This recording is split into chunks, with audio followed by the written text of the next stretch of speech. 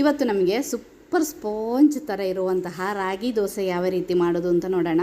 ತುಂಬ ಸುಲಭ, ಅದೇ ರೀತಿ ತುಂಬ ಸಾಫ್ಟ್ ಅಂದರೆ ಸಾಫ್ಟ್ ಆಗಿರುವಂತಹ ಈ ರಾಗಿ ದೋಸೆನ ಒಂದು ಸಾರಿ ಆದರೂ ಇದೇ ರೀತಿ ಟ್ರೈ ಮಾಡಿ ನೋಡಿ. ಈ ದೋಸೆ ಮಾಡಲಿಕ್ಕೋಸ್ಕರ ಫಸ್ಟಿಗೆ ನಾನು ಮಿಕ್ಸಿ ಜಾರಿಗೆ 1.5 ಕಪ್ ರಾಗಿ ಹಿಟ್ಟನ್ನು ತಗೊಂಡಿದ್ದೀನಿ. ನೋಡಿ, ಇದರ ಅಳತೆ ನಿಮಗೆ ಹೆಚ್ಚು ಕಮ್ಮಿ ಮಾಡ್ಕೋಬೋದು. ನಾನು 1.5 ಕಪ್ ರಾಗಿ ಹಿಟ್ಟನ್ನು ತಗೊಂಡಿದ್ದೀನಿ. ಇದಕ್ಕೆ ಯಾವ ಕಪ್ಪಲ್ಲಿ ನಾವು ರಾಗಿ ಹಿಟ್ಟು ತಗೊಂಡಿದ್ದೀವೋ ಅದೇ ಕಪ್ಪಲ್ಲಿ ನಾನು 3/4 ಕಪ್ಪಷ್ಟು ಅನ್ನ ತಗೊಳ್ತಾ ಇದ್ದೀನಿ. ಅನ್ನದ ಬದಲು ನಿಮಗೆ ಅವಲಕ್ಕಿ ಅಥವಾ ಮಂಡಕ್ಕಿಯನ್ನು ಸಹ ಸೇರಿಸ್ಬೋದು. ಇದೇ ರೀತಿ ಸೂಪರಾಗಿ ಬರುತ್ತೆ. ಇನ್ನು ಅದೇ ಕಪ್ಪಲ್ಲಿ 3/4 ಕಪ್ಪಷ್ಟು ತುರಿದಿರುವ ತೆಂಗಿನಕಾಯಿಯನ್ನು ಸಹ ತಗೊಂಡಿದ್ದೀನಿ. ಇನ್ನು ಸ್ವಲ್ಪ ನೀರು ಹಾಕಿ ಇದನ್ನು ನೈಸಾಗಿ ರುಬ್ಕೋಬೇಕು. ಚೂರು ಸಹ ತರಿ ಇಲ್ಲದ ಹಾಗೆ ನಾವು ಇದನ್ನು ರುಬ್ಬಬೇಕು. ರುಬ್ಬಿದ ಹಿಟ್ಟನ್ನು ಬೇರೆ ಪಾತ್ರೆಗೆ ಹಾಕೋಣ. ನೋಡಿ, ಇದೇ ರೀತಿ ನೈಸಾಗಿ ರುಬ್ಬಬೇಕು, ತರಿ ಇರಬಾರ್ದು. ರುಬ್ಬಿದ ಹಿಟ್ಟನ್ನು ನಾನೀಗ ಬೇರೆ ಪಾತ್ರೆಗೆ ಹಾಕ್ತಾಯಿದ್ದೀನಿ. ಇನ್ನು ಮಿಕ್ಸಿ ಜಾರನ್ನು ಕ್ಲೀನ್ ಮಾಡಿ ಸ್ವಲ್ಪ ನೀರನ್ನು ಸಹ ಸೇರಿಸಬೇಕು.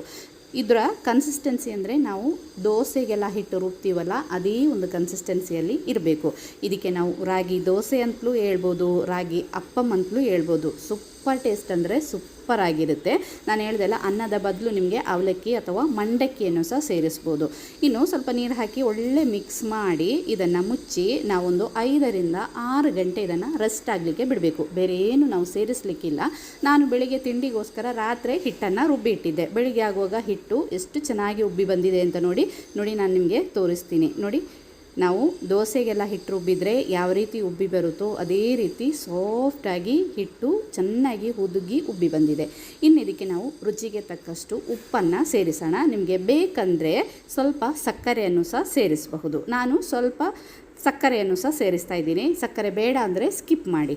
ಉಪ್ಪು ಮತ್ತು ಸಕ್ಕರೆಯನ್ನು ಹಾಕಿ ಒಳ್ಳೆ ಮಿಕ್ಸ್ ಮಾಡಿ ಇನ್ನು ಕವರ್ ಮಾಡಿ ಈ ಹಿಟ್ಟನ್ನು ಒಂದು 10ರಿಂದ 15 ನಿಮಿಷ ರೆಸ್ಟ್ ಆಗಲಿಕ್ಕೆ ಬಿಡಬೇಕು. ಆವಾಗ ಇನ್ನೂ ಸ್ವಲ್ಪ ಸಾಫ್ಟ್ ಆಗುತ್ತೆ. ನಾವು ಸಕ್ಕರೆ ಎಲ್ಲ ಹಾಕಿದ್ದೀವಲ್ಲ, ಇನ್ನೂ ಸ್ವಲ್ಪ ಸಾಫ್ಟ್ ಆಗುತ್ತೆ. ನಾನು ಮುಚ್ಚಿ ಒಂದು 15 ನಿಮಿಷ ಬಿಡ್ತಾಯಿದ್ದೀನಿ. ಆಮೇಲೆ ನಮಗೆ ದೋಸೆಯನ್ನು ಮಾಡೋಣ. ಕಾವಲಿ ಒಳ್ಳೆ ಬಿಸಿ ಆದ ಮೇಲೆ ಸ್ವಲ್ಪ ಎಳ್ಳೆಣ್ಣೆ, ನಾನಿವಾಗ ಎಳ್ಳೆಣ್ಣೆಯಲ್ಲಿ ಮಾಡ್ತಾಯಿದ್ದೀನಿ, ಸ್ವಲ್ಪ ಹೆಲ್ತಿಯಾಗಿರಲಿ ಅಂತ. ನೀವು ತುಪ್ಪ ಅಥವಾ ಎಣ್ಣೆ ಯಾವುದಾದ್ರೂ ಆಗುತ್ತೆ. ಕಾವಲಿ ಮಾತ್ರ ಒಳ್ಳೆ ಬಿಸಿ ಆದಮೇಲೆ ಲೋ ಫ್ಲೇಮಲ್ಲಿ ಇಟ್ಕೊಂಡು ನಮಗೆ ಎಷ್ಟು ಬೇಕೋ ಅಷ್ಟು ಹಿಟ್ಟನ್ನು ಹಾಕಿ ಲೈಟಾಗಿ ದೋಸೆ ಅಥವಾ ಅಪ್ಪಮೆಲ್ಲ ನಾವು ಮಾಡ್ತೀವಲ್ಲ ಅದೇ ರೀತಿ ಇದನ್ನು ಸ್ಪ್ರೆಡ್ ಮಾಡಿ ಒಂದು 2 ಸೆಕೆಂಡ್ ಬಿಟ್ಟ ಮೇಲೆ ಮುಚ್ಚಿ. ಆವಾಗ ಮೇಲ್ಗಡೆ ಇದೇ ರೀತಿ ಹೋಲ್ಸ್ ಎಲ್ಲ ಬರುತ್ತೆ. ಮುಚ್ಚಿಟ್ಟು ಒಂದು 2 ಅಥವಾ 3 ಸೆಕೆಂಡ್ ಆದ ತಕ್ಷಣ ತೆಗೆದ್ರೆ ಸೂಪರ್ ಸಾಫ್ಟ್ ಆಗಿರುವಂತಹ ರಾಗಿ ದೋಸೆ ಅಥವಾ ರಾಗಿ ಅಪ್ಪಮ್ ಇಲ್ಲಿ ರೆಡಿ ಆಯಿತು.